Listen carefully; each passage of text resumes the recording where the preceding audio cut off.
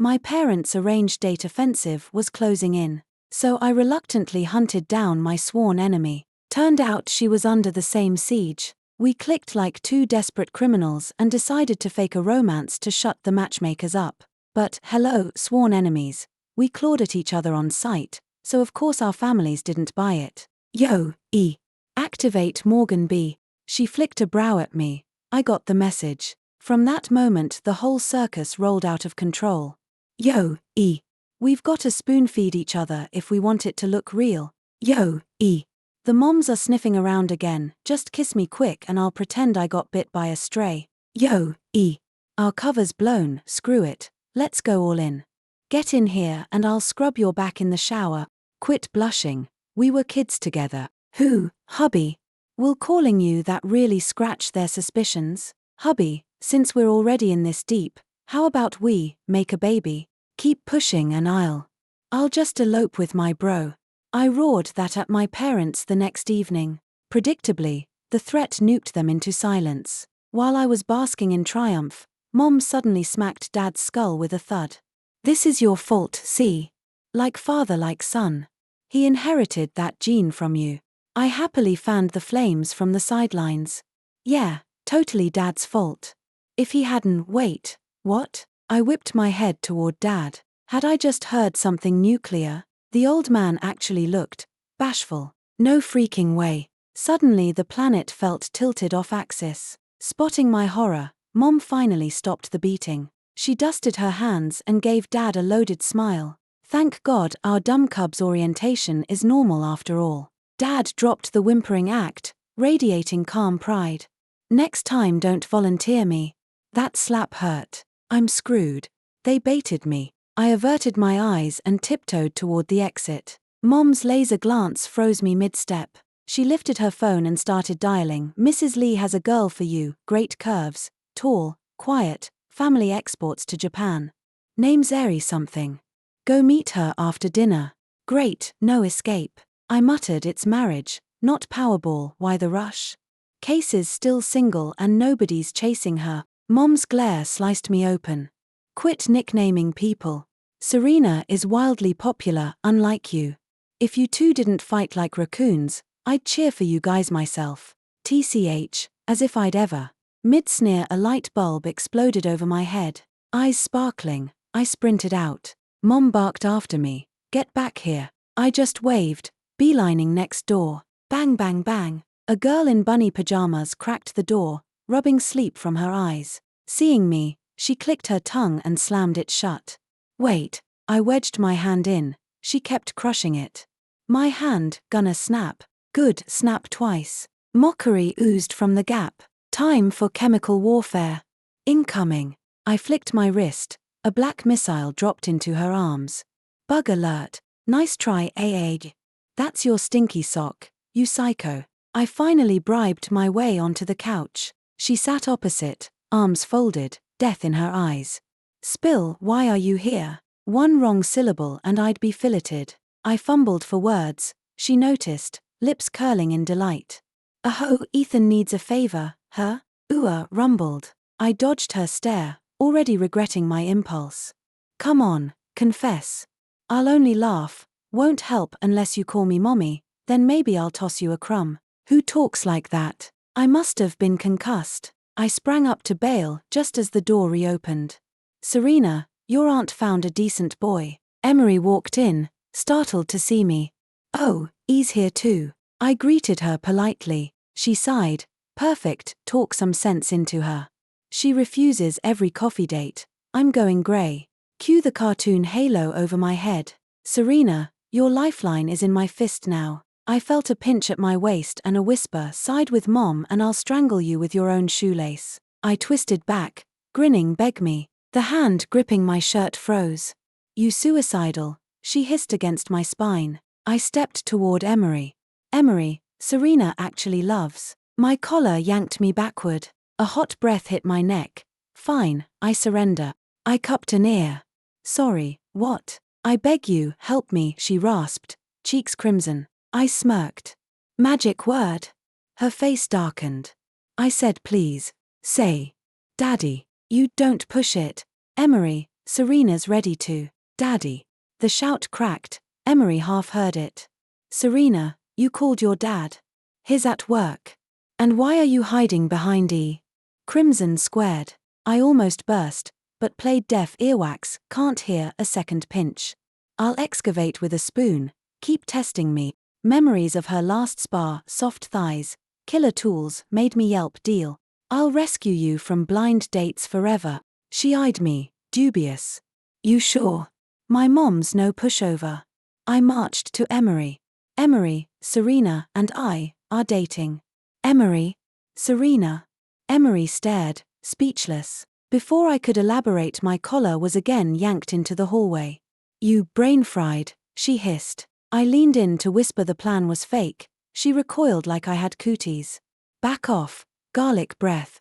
Pink flooded her ears. Weird, never saw the neighborhood warlord blush. Usually she bodychecks me for nachos and hogs my bed. Suspicious. I closed to 10 centimeters, her face ballooned. Someone's shy, I teased. She froze, eyes flaring. Dylan parted. Ha! I whispered, if you're not shy, why retreat? That lit her fuse. She scoffed, chin high, your breath could drop a rhino, narcissist. Floss sometime. I exhaled into my palm, smelled fine. Really? I asked. She sniffed. Believe what you want. Future victims will thank me. Convinced, Serena doesn't blush. She documents. Case closed. Across the room Emery was speed dialing Richard, gabbling honey, Serena and E. Good, let the parents chat. I waved Serena over. She approached, blush fading. I laid out the hoax. Light dawned, then storm clouds. Get it? I asked. She glowered. So I'm your fake arm candy, lucky me. I'm doing you the favor. Saint Ethan, blessed be thy socks. Emery hung up. E, you're pranking me, right? I turned on sterling sincerity. When have I ever lied to you, Emery? She raised a brow. Age 4, I asked if you needed to pee, you shook your head, then tinkled all over Richard's new suede coat. Ancient history, talk recent. Senior year you and Serena claimed study group, scaled Beacon Ridge instead. I wilted. Fine, but lately she started counting on fingers. I cut in Emery, we're legit, just came out today. She sighed. I'd sooner bet on snow in July than on you two lovebirds. Prove it, kiss. Kiss. Our eyes snapped together, same panic. Contamination alert, impossible. Emery pressed no? Thought so, platonic pen pals. Hold on while I text Margaret and resurrect Serena's coffee date. Stop. Serena seized my shoulders. Mom, watch. She squeezed her eyes shut, lips puckered, marching toward me. Jasmine's scent drifted closer. Do it, chicken loses. I inhaled, leaned. She burst out laughing. Your sigh tickles, cut it out. Focus, woman. She stuck out her tongue. Tickle monster victim here. Whatever, blame childhood war crimes. She composed herself. Again, no giggling. Emery eyed us like a skeptical hawk. I surrendered to gravity, tripped, face planted straight into Serena. Soft. Jasmine. Static. We crashed onto the sofa, mouths still glued, me on top. Her eyes, shock, then homicide. Before I could roll away, a flash popped. Emery clicked pics gleefully. Didn't know you'd progressed to throwdowns, how modern. She twirled out singing, Margaret, your son's officially dating my daughter. Door slammed. Serena shoved me off, wiping her mouth. Accident, totally. She shrugged, smug. Relax, it's just spit. Unless, virgin lips. Poor Avery. Plenty of experience. I shot back. The room chilled. Oh. When? Who? Why wasn't I informed? I faked a yawn. Mom's calling me for dinner later. She blocked the door. You're bluffing, confess. I pivoted. Jealous much? She sputtered. I'm pitying the hypothetical girl. And yes, I've kissed before, obviously. Standoff. A toddler pattered in. Sissy. Picture. Serena grabbed it, face blackening. I snatched the photo, us age 5, smooching like drunk cherubs. Door reopened, Emery dragged my mom inside. So you two are an item? Not just scamming us? Mom crossed her arms, laser locked on me. I grinned. Scouts honor. Never trusted Scouts, Mom said, swiveling to Serena. Truth. Honey, are you dating my son? I braced for betrayal. Serena beamed. No. Brain crash. Then she sighed theatrically, but he did write me a 15-page confession letter, how could I resist? Fine, Ethan, I accept. She fluttered imaginary tears while I rebooted. I'd been outmaneuvered. Serena seized the moment to cop a feel and flip the board, so I was suddenly on the losing side. I opened my mouth to retaliate, but she hugged me first. I know, you're incredibly moved, you adore me, you can't live without me, and guess what? I adore you right back. She belted it out loud enough for the whole patio to hear. Then she leaned in and whispered, this is the only way to shut our moms up for good. You don't want them marriage pressuring us forever, do you, mister? I was speechless. Brutal move, utter genius. I stared at her. She grinned like the Cheshire Cat. Behind us chairs scraped. Margaret and Eleanor stood up. Well, that settles it, my mother declared. You two really are a couple. They studied us and actually looked convinced. Sure, Serena had checkmated me, but fine, if the marriage pressure vanished, I'd call it a win. I exhaled for what felt like the first time all year. Serena's smile never slipped. We were still savoring the victory when Margaret added, you're adults now. Since you're dating, you should obviously live together. I nodded automatically. Move in together, sure, move in, wait, live together. I swiveled to gape at my mom. Serena mirrored me. Margaret sounded almost bored. Of course. You're 26, not 16. A couple needs privacy. She flicked a key through the air. It landed in my palm with a cold clink. House key. I stood there blinking like an owl. When I didn't answer fast enough, Margaret pounced. Hesitation? How interesting. Could your little romance be fake? I flapped both hands. No. It's just, maybe too soon. Eleanor chimed in sweetly, not too soon at all. You're grown, it's time you built a nest. Besides, her grin sharpened. If it's all an act, sharing a roof will expose you in about a week. You kids understand. Serena and I snapped to attention like cadets. Totally understand. Couldn't agree more. The moms beamed. Wonderful. Start packing, you're moving today. And that is how Serena and I were escorted to our brand new marriage prep townhouse. Box after box thudded inside while we still looked like crash test dummies. Tell me we didn't just escalate this into orbit, I muttered, mouth open. If Mom ever found out I'd lied, Dad would help her skin me alive. Serena shrugged, took a running leap, and belly flopped onto the king bed. Riley, worth it.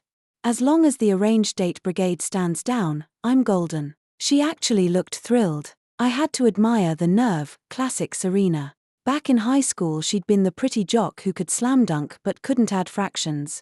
Never saw her sweat the report card I dragged uphill for both of us. We still landed at the same college, miracle number 1. We unpacked side by side. Ethan, toss me that suitcase. Casey, this hoodie yours. You, that's my lingerie cube pervert. Accident. And those are my gym shorts, hand them over. Keep your nasty shorts. Jamie, less than 2 hours later, the place looked lived in. I pointed at the sofa. Not bad taste, mini plushes, patterned pillows, actual fresh flowers. She smirked. Right back at you, Picasso. Your wall art is memorably weird. We traded evil grins, round 1 to mutual delusion. Life settled into a rhythm. No parents, same old war of attrition, prank for prank, snack heist for snack heist. Worry shrank to a dot. The townhouse felt like a secret summer camp. Until the afternoon 2 smiling dragons appeared on our welcome mat. Margaret squinted. Something's off. I swallowed hard and discreetly removed Serena's foot from my mouth. Serena straightened on the couch, cheeks crimson. Eleanor sighed. You act like siblings, not lovers. I tried sophistry, every couple's different. We're just carrying forward childhood banter. The moms exchanged telepathic mom messages. Margaret delivered the verdict, separate bedrooms. No shared closet, no merged toothbrush cup. Suspicious. She tapped her phone, photos of our untouched second room. Detective badge, when did you earn that? I squeaked. Eleanor delivered the coup de grace, so tonight we sleep over. If tomorrow you two emerge from one bed, we apologize. Deal?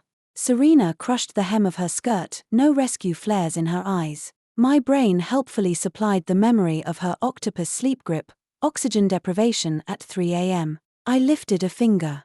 About that. No problem. Serena sang, voice cracking. Easy peasy, we're lovebirds, ha ha ha. She had just dynamited my retreat route. Night. Margaret and Eleanor camped in the living room like Statler and Waldorf with wine. Off to bed, kids, sweet dreams. The townhouse has 2 bedrooms, now nominally 1. Behind our door I whispered, floor plan conference. Serena stood in a fog blue nightgown, hair damp, skin candle pale. She hugged her knees. Never seen a goddess before? Stop staring. I blamed fatigue. Please, I've seen you in ketchup-stained pajamas since diapers. Right now you rank below tacos. A pillow smacked my face. When did you perv on me? Age 6, bath time races, remember distance contest. Pillow number 2. You corrupted an innocent toddler. I vaulted onto the mattress, yanked my belt loose, strictly for show. Her shriek segued into giggles. I'm your fake girlfriend, not your adult film co-star. I pointed at the tiny scar on my hip. Turtle Doodle, your masterpiece. I tripped chasing you, lifelong badge. She dived under the duvet. Victory, mine. Then memory caught up, wait, why did I barge in? Oh right, floor bed. I tugged her ankle. Your turn on the carpet. Nope. She rolled to the far edge. Kinda stinks, but I'll survive. Fine, mutual assured cuddling. I joined, reefed the blanket my way. Stinky, share, legal property rights, tug-of-war suspended. She crashed against me, warm and citrus-scented. Fine, this is my sleeping position tonight. Bring it on, blanket thief. Minutes stretched, breathing slowed, heartbeats synced. Exhaustion closed the curtain. Dawn, soft heat, silk skin, Serena's face 2 inches away. Why is Casey in my oh right, last night? Her arms and legs kept me hostage, every exhale brushed my collarbone. I pried free, ninja rolled off the mattress. 2 vultures waited in the hall, coffee mugs in hand. Sleep well, darlings. Their smug smiles promised lifelong blackmail material. Breakfast. Serena glared over her orange juice, mentally sentencing me to death. Eleanor lobbed the next grenade, so, grandkids? Calendar preference. We both choked. Serena slammed her glass down. Mom. Eleanor beamed. Adults talk about reproduction. Your dad and Rowan already voted yes. I gawked. Since when did I agree to anything? Serena stuffed a bun in my mouth. Shut up and die. We bluffed, way too early. Career focus, fiscal responsibility, yada yada. The moms opened a slide deck of why now is prime ovulation. Slideshow ended. Serena's pinch on my kidney declared, fix this, you're the man. Mom, Emery, we'll follow nature's clock, no rush, no drag, I croaked. Margaret sighed theatrically. Fine. As long as you're married, we can wait on babies. We cheered, then the room froze. Wait, married? Checkmate again. Classic bait and switch. Demand triplets, settle for wedding. And that, children, is how your grandparents acquired nuclear-grade leverage. Later that week, shopping bags in hand, the moms pronounced, we'll leave you lovebirds alone now, behave. Car taillights vanished. We high-fived, ordered burgers, fries, wings, soda, fried chicken, ice cream, basically every item our nutritionist mothers banned. 3 days into food court bliss, Eleanor rang. Serena, honey, Dad's in hospital. Color drained from her face. I grabbed the keys. ICU corridor. Eleanor sobbed into a tissue. Serena staggered. I steadied her. I fetched water. When I returned, mother and daughter huddled, whispering. Serena's eyes were different, resolute and terrified. She towed me to the stairwell. Dad wants to walk me down the aisle. Tears burst free. She buried her face in my shirt. His final wish, and I'm out of options, and I know it's unfair to you, but I held her so tight my arms shook. Then we give him a wedding. We send his daughter off in style. She searched my face. Really? After all, you already call me husband. She cried harder, thanking me until the words blurred. 1 month later, string quartet, flower wall, 300 guests. Richard waited at the altar, eyes shining. Take care of my little girl. I clasped his hand. Always. That night she whispered against my neck, thank you, husband. Fingers toyed with my shirt buttons. Bedtime. Halfway through undressing she paused, teasing, or do you prefer the gown on? I caught her wrists. You don't owe. I want to thank you. I only have me to give. Her sob cracked my last defense. Then thank me forever, I murmured. She toppled me backward.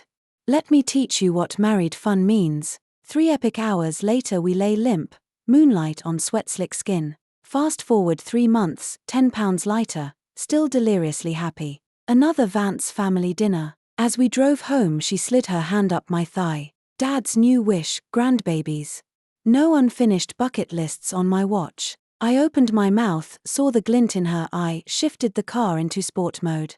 Operation Grandpa starts tonight, Captain. A year after that we pushed a double stroller through Riverdale Botanical Garden. Margaret and Eleanor took turns cooing over the twins, victory selfies at the ready. Confetti, cigars, corporate stocks gifted in tiny envelopes. Yet late at night one question kept me awake. If the cancer scare had been a false alarm, we'd learned the biopsy was benign, why did I still feel like the luckiest conman alive? And more deliciously, if our marriage had started as stagecraft, when exactly had the curtain fallen and real life stormed the set? Babe hubby, my dad he. She was sobbing softly, but her hand was already wandering. I kept my gaze level and caught her wrist. Are you hiding something from me? Her eyes went wide with surprise. Babe hubby, what are you talking about? I said quietly, Serena, I've noticed something. How come Dad's color gets better every day? He looks healthier than me, nothing like a man with a terminal illness. Serena's gaze slid away. Well, that is. Tell me the truth. Now. Pinned, she stared up at me, all grievance. I never said Dad had a terminal illness. I blurted, sure you did. She shook her head like a rattle. I said cancer, not terminal. I was lost. Cancer, terminal, what's the difference? She poked my nose, cheeks puffed. Nice, Ethan, wishing death on Dad. While I was still blank she pursed her lips and explained, Dad's got thyroid cancer, early stage. A tiny surgery and it was gone, no big deal. So why did you cry like the world was ending and go on about his last wish? She whistled, face all innocence. A daughter's allowed to cry when her dad's sick, right?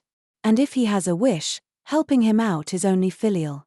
Hard to argue with that. Now I got the picture. Great, you set me up. Serena wasn't rattled at all. She muttered, dum-dum, realized it way too late, then suddenly locked eyes with me. Okay, my bad. If you're mad, do your worst. 3 hours, 5 hours, I'm yours. She struck a martyr's pose. I was speechless. That's your idea of compensation? What else? She pouted. When I still didn't move she sighed. Shy, ha. Fine, I'll start. Before I could react she lunged. One slam, snap, the bed gave out.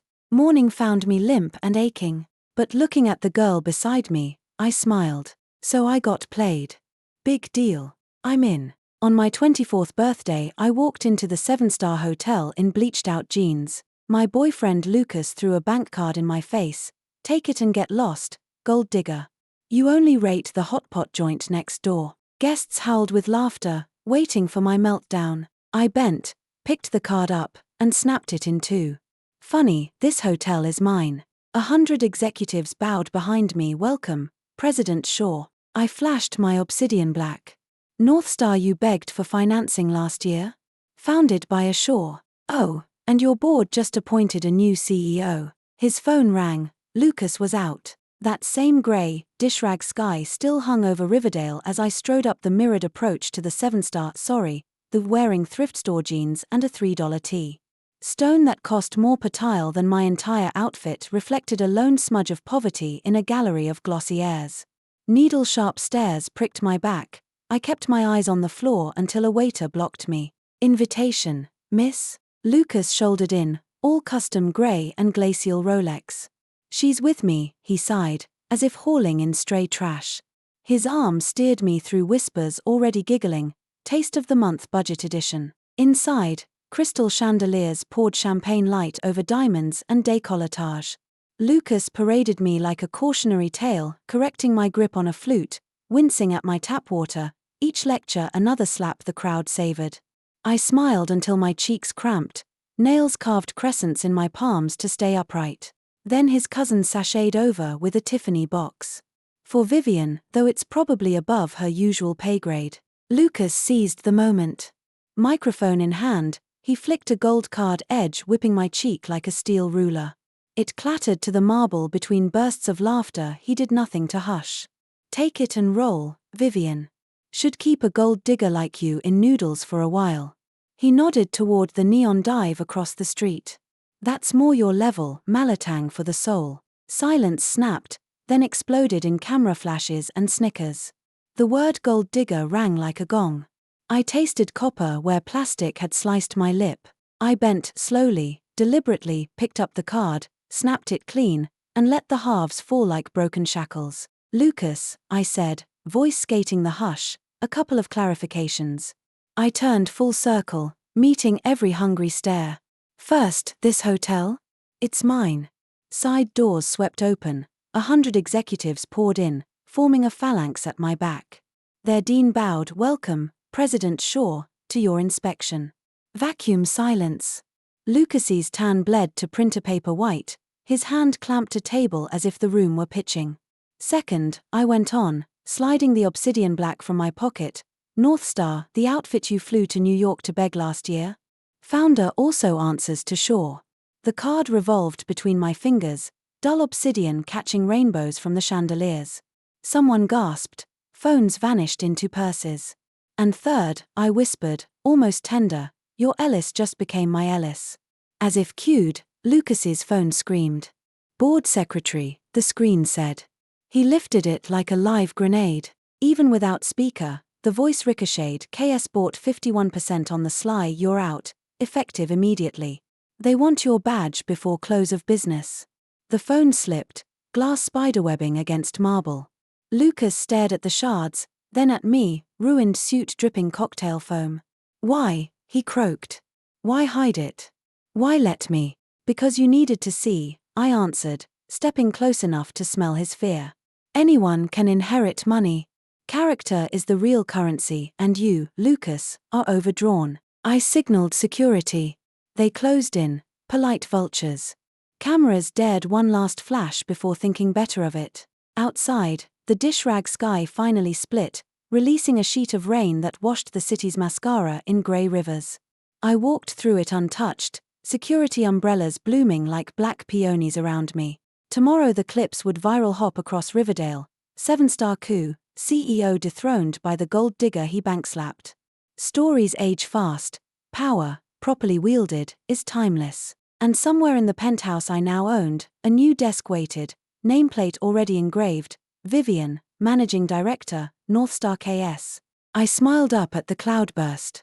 Best birthday gift I'd ever given myself, rain on a washed-out world, and the sound of a man's illusion shattering like crystal under stiletto skies. I watched his hysterics in utter silence, ice spreading through my chest. Kept it from you?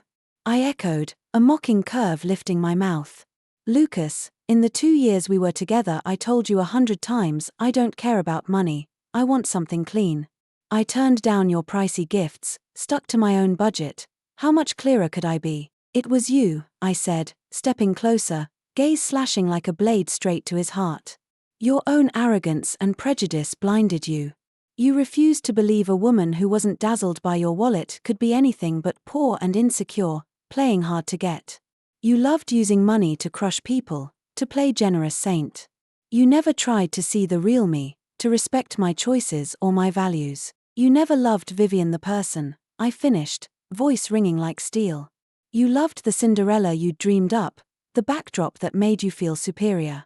When that backdrop turned into a princess you couldn't queen, even a queen who could decide your life or death, you couldn't stand it. You felt duped, schemed against. I shook my head, pity filling my eyes. Lucas, the only one scheming against you was your own vanity, narrowness, and stupidity. Those words, the final thunderclap, cracked the last light in his stare. He staggered back, hollow-faced, mumbling, "No, not like this." No one cared about his excuses anymore. Turning away, I nodded to the senior execs of the Platinum Group waiting behind me, especially James, President Asia Pacific. James stepped forward at once, voice steady. "Guests, an unpleasant interlude has disturbed your evening. Shaw directs that all charges tonight be covered by Platinum Group. The party is over, please exit in order. Security, escort this Sam out." The quotes around escort carried bite. 2 hulking guards moved in, Polly but firm, half-marching Jabit Lucas away, a shell of a man. Guests filed out in awkward silence, heads duck, smiles overbright as they passed me. I stood alone, city glitter blazing beyond the glass. Reflected there, faded jeans, tea, and a that had rewrite itself. Phone buzzed. Assishort, Shaw, Ellis Steak and exec shake-up live. Press handled. Pocketing it, illit expression stay glacial. Game's only opening. Lucas, thought it ended? Every sneer you threw, every time you spit on Vivian, I'll repaid, compound interest. This 7th hotel is where your feral ends and your joke of a name begins. I, Vivian, will take back what's mine, starting with the dignity you tried to trash. The guests fled Platinum as if fire chased them. Once luxe ballrooms now hollow, air thick with stale champagne and the aftersting of power. Crystal chandeliers still blazed, lighting the shards left by toppled flutes and the 2 halves of the gold card I'd snapped, lying like dead insects no one dared sweep. Staff ghosted about, silent, eyes flicking to me only long enough to show they sensed the storm I'd imported. James waited at respectful distance. "James." My voice carried in the cavern. "Sure." He half-stepped forward. "No gossip stains Platinum. Internal gag order. Guests, handle them. Understood. Media, socials, phones wiped or bought. No bad footage survives." I nod. Money muzzles. Tonight the city's elite learned not to bark at KS. Ellis. Press release out, our team inside, docks ceiling. Smooth takeover. Lucas. Removed. Word is, broken. Good. Breakable toys break. Tail him. Map every ally, every fund. Freeze the network. Yes, sure. I took the elevator down alone, jeans and tee flagrant against marble and gold. Night air hit like sanitizer. I walked, anonymous in the river of strangers, to the corner spicy soup shack Lucas once sneered I deserved. 1 bowl, mild, extra greens. Steam clouded my glasses, real life's perfume. Lucas, enjoy the gutter view.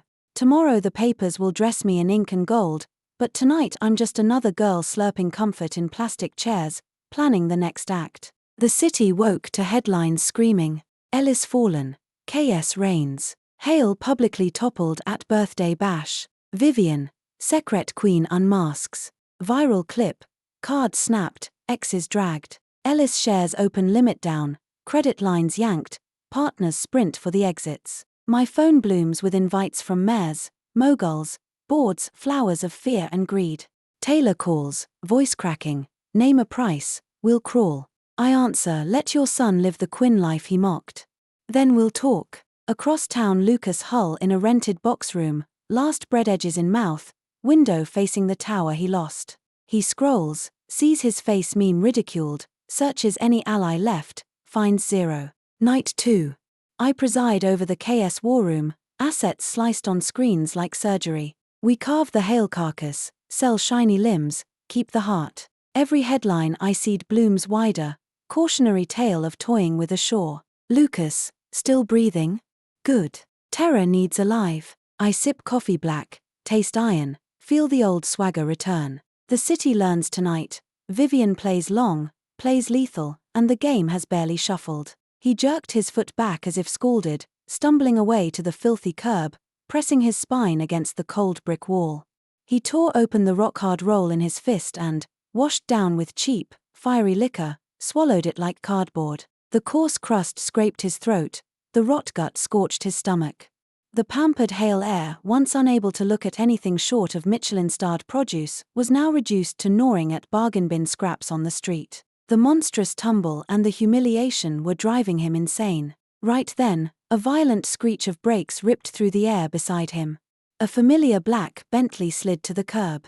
The door swung open. First came a pair of mirror-bright Italian leather Oxfords, then the knife-edge crease of tailored trousers. Lucas lifted his head, and in his bleary eyes exploded a blinding flash of hope.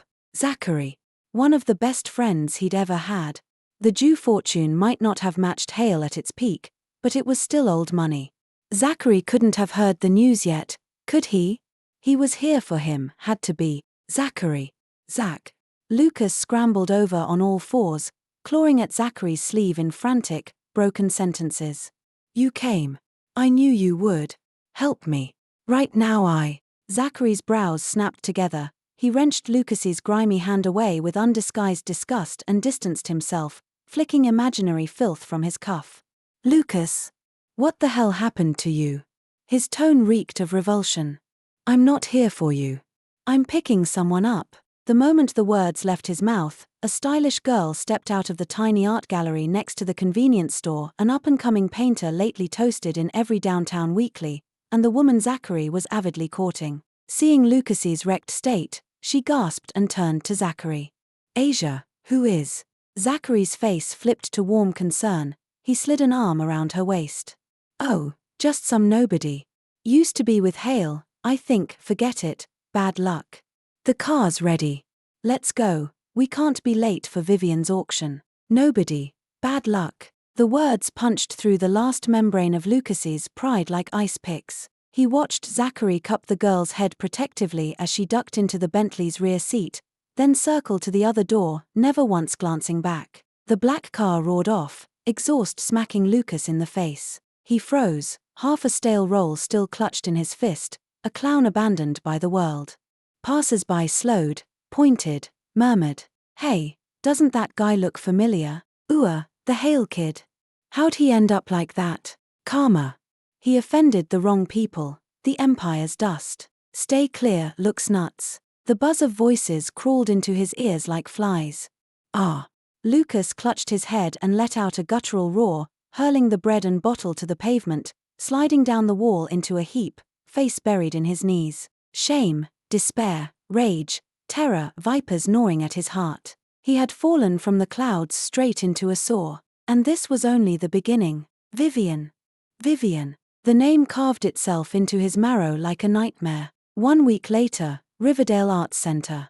KS's high-profile charity auction. Vivian was in full swing. Power brokers, celebrities, culture czars streamed along the crimson carpet, camera strobes popped like artillery. This was her first official public appearance since unmasking herself, and the city was watching. Half an hour before curtain up, my personal glam squad had commandeered the penthouse at the Bentley Riverdale. When the last brushstroke of makeup landed, even battle-hardened Emily blinked. I'd bypassed the usual ballgown spectacle for an Elie Saab early autumn couture piece, a minimalist deep-sea silk column with zero adornment, the liquid drape and luminous fabric doing all the talking. At my throat hung a tiny diamond solitaire necklace, my mother's, nothing else. Hair knotted loosely, a few tendrils escaping. Authority paired with the lightness of someone exactly my age. Sure, it's time, Emily murmured. I picked up a plain silver clutch and exited the suite. The stretch Lincoln ghosted to the curb. The instant my Jimmy Choos touched the crimson, the roar of the crowd hiccuped into silence. Every lens, every eye, swiveled to me. Shock, awe, covetousness, calculation, currents crackling through the air. Chin lifted, I offered the prescribed cool smile and glided toward the step and repeat flanked by KS Brass. Sure, over here. Sure, what's next for Ellis? Sure, what do you hope tonight's gala funds? Shutter bursts machine-gunned. I answered nothing, posed for 8 seconds, then glided into the hall protected by discreet security. Inside, perfume and crystal glittered. My second entrance caused another tidal hush. Conversations faltered mid-sip. Cards and compliments floated my way, intercepted by assistants before they breached orbit. My destination was the head table up front. Yet on the fringe, near the corridor to the restrooms, I spotted a figure trying to disappear inside a too large vintage tux. Lucas. The suit had been pressed, but on his hunched frame it hung as lifeless as a rented shroud. Champagne flute trembling, gaze darting like a trapped rabbit's, he lurched from knot to knot of financiers he once bullied, only to be met with turned backs and sudden, fascinated interest in the ceiling moldings. He sensed my stare and spun around. Our eyes locked. Blood drained from his face. The flute rattled against his teeth. Panic, mortification, a final plea flickered. His lips parted, no sound, then one instinctive retreat, as though I were floodwater about to crest. I simply withdrew my gaze, the way one blinks at an empty chair, and continued to my seat. The charity auction began. While the MC chirped and dignitaries rhymed gratitude with platitudes, I kept my mind on the lots. Tonight KS had to set the pace. The gavel rose and fell, prices climbing briskly. When I paid 3 times opening bid for a contemporary canvas benefiting rural art programs, applause swept the room. Halfway through, the social hour rebooted. I rose to meet several prearranged power brokers. 3 strides from the dais, a body lurched into my path. Lucas. Whatever courage, liquor or desperation had possessed him, it had boiled over. Face flushed, breath flammable, he stabbed a finger toward me. Vivian. The word cracked like a gunshot. Conversation flatlined, the DJ's transition ended in needle-scratch silence. Security surged. I lifted a finger. I wanted the epilogue. Vivian, I get it, okay? His rasp carried easily. I was an arrogant parasite. You slapped me down, Ellis is ash, I'm a citywide punchline, happy? What else do you want? You want me on my knees? Heh. The room forgot to breathe as he folded, knees bending, torso tilting, toward the marble. A hail scion preparing to prostrate before Shaw's heiress, tomorrow's headline writing itself. 1 inch from the floor I spoke, softly, icily, every consonant a scalpel. Lucas, I said, kneeling changes nothing. His body locked, half collapsed, in grotesque suspension. Your apology is worthless. Your ruin is self-inflicted. Your begging only makes you look pathetic. I leaned in, whisper close, yet loud enough for the front row to taste. Incidentally, you still owe the cleaner for that tux, and how exactly did you pass the invitation scan? Should I have security audit your RSVP? Color ran out of him like ink. The last filament of pride snapped, he crumpled to the floor, not a dignified bow, just a heap of bone and shame. 2 guards hooked him under the armpits and escorted him out, shoes scraping parquet. No one spoke until the orchestra resumed. I smoothed an imaginary wrinkle, awarded the room a polite nod, and resumed my course, tidal or parting before me. From this night forward, Riverdale's sky had a new constellation, and Lucas, along with the bygone empire he brandished, was nothing but gossip scraps. The charity Vivian tsunami rippled outward overnight. Next morning every masthead carried twin splashes, KS's triumph, Vivian radiant, paddle raised, and Lucas's meltdown, security stills catching him mid-collapse. Fallen prince begs for mercy, Shaw unmoved, gloated one. Elise, public verdict delivered. Ellis shares free fell, boards dissolved partnerships, lenders recalled paper. KS's forensic audit teams sliced through the carcass, packaging assets for resale or scrap. The dynasty that had swaggered for 3 generations was carted away in containers before autumn ended. I lost track of Lucas after that. Emily reported whispers, resume rejected at every decent firm, he drifted to the industrial fringe, hauling cement until his back gave out, then vanished toward the border with migrant pickup crews. A drunk paparazzo later sold a blurry shot of a ragged man asleep under newspapers. The face might have been his. I felt nothing. Attention would be waste. My orbit shifted. KS headquarters occupied the top floor of the Aurora Tower, glass walls giving onto the entire skyline. Calendars filled with restructuring committees, investor roadshows, green energy summits. I thrived on the velocity, the sense of forging value with neurons and nerve. The Shaw chromosome seemed engineered for high-stakes thermals. Grandpa Rowan video-called from Newport, pleased to see me threading labyrinthine term sheets without breaking a sweat. He offered nuggets of war-won wisdom when storms brewed. Invitations flooded in, scions who once snubbed me now arrived with gifts, elders hinting at mergers of dynasties, admirers dazzled by both power and, they claimed, my eyes. I declined, Courteously, impersonally. My world had grown oceanic. I would not anchor it to anyone's whim. One crystalline afternoon I fled paperwork to Iris, the countryside course I'd haunted since boarding school escapes. I changed into sleek riding gear and swung onto a chestnut thoroughbred named Tempest. At full gallop, wind scoured every fret from my brain, cadence of hoofbeats reset the heart. When we slowed to cool, a familiar tenor hailed me. Sure, fate again. Derek, scion of Riverdale's scholarly Quinn dynasty, architect of airy museums and riverfront libraries. We'd once debated aesthetics at a Yale symposium, his grin still wore unpolished sunshine. He lounged against the white fence, sleeves rolled, sketchbook under one arm. Didn't know you rode Tempest, he teased. He usually dumps CEOs for sport. Mutual respect, I answered, dismounting. We walked the paddock, trading thoughts on starchitects, then on Spanish wine. He never mentioned Lucas or Ellis, as though sensational sagas were weather happening elsewhere. His calm felt exotic, welcome. When he left, he handed me a card, only his name and a studio number. Next time you ride, coffee's on me. I twirled the card, contemplating unexplored prospects.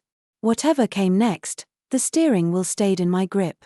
Cameron, 8 months since the birthday earthquake. An amber autumn afternoon found me on the sofa in my office, Emily concluding the post-mortem on Ellis, now Shanglu Group restructuring. Non-core assets liquidated, new board seated, quarterly earnings up 230%. The EV battery park we greenlit broke ground outside town. Municipality predicts 5,000 jobs. Pride tinged her monotone. I sipped oolong, gaze on the skyline. And the Hales. Taylor sold the last manor, relocated south to distant cousins. Means modest. She flicked her tablet. Lucas, 3 months ago, day labor site at the riverfront, hauling cement. Row with foreman, injury, then, she shrugged. Melted into migrant flow toward the border.